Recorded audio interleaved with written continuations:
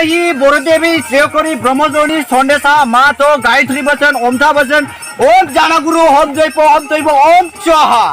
ओम जानगुरु होम जयपो स्वाहा ओम केदारनाथ खुलुमबाय नोंथांखौ आं मोनसे गोदान भिडिअ'हाय बरायनो थालायबाय आरोखि ना दिनैनि भिडिअ'आ खाथ्रा जागोन आरो ना नोंथांमोना भिडिअ' थाबाय थाबानो जाबाय माने हेपि बिश्वकर्मा फुजा आरोखि ना बयनिसिमबो गाहाम हामलायथि जासिदों आरो फुजाखौबो आंबो नै दासो होखांदों ओमफ्राय स' आंनो माखासेहाय फट' भिडिअ कालेक्सन बानायदों आरो ना स' नोंथां बिश्वकर्मानि एकदमबारे फुरा फानि भिडिअ'खा स' नोंथांमोनाबो नायदो मा नायनो लुबैलायबाय नामा नुगोन मा सिन्था आं एसे बेरायदों आरो ना नै जोंहा ओरै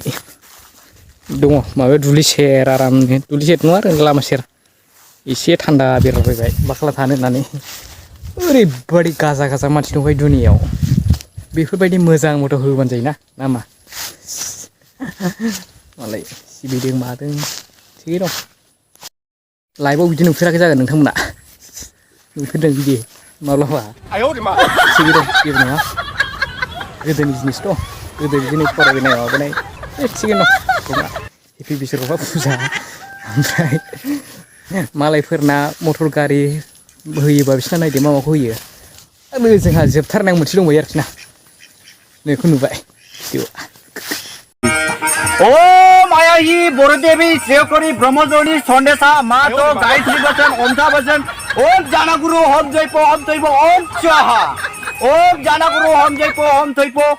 स्वाहा ओम Kedarnath Taj Mahal Brahmaputra Kokrajhar district Bongaigaon district Udalguri district सब साखी साखोत लया खुलि जाबे ओम गुरु सोमेश्वर आइ दलनि माता वाइ नट मानो जानो हाया मा बिदिनो सामफ्रामबो दिन थांग्रा बिदिनो सावो बिदिनो ओंखारो मानो जाया जानो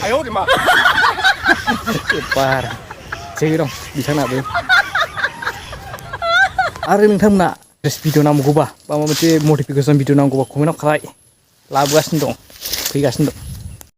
थ' होमबालाय दिनै भिडिअखौ बावनाय फोजोबथोंसै अके बाय सि इउ एगेन उनावहाय लोगो मोनफिनगोन आरो ना फैबाय थाखागोन भिडिअ आं सानफ्रोमबो नुजाबाय थाखागोन ना मारै अके बाय सि इउ एगेन आरो आंनि चेनेलावहाय दाबो सापर्ट खालामाखै खारलायला आरो ना ओमफ्राय बे नटिफिकेसन बेल आइकन दंना बेखौ अल नटिफिकेसन होना ला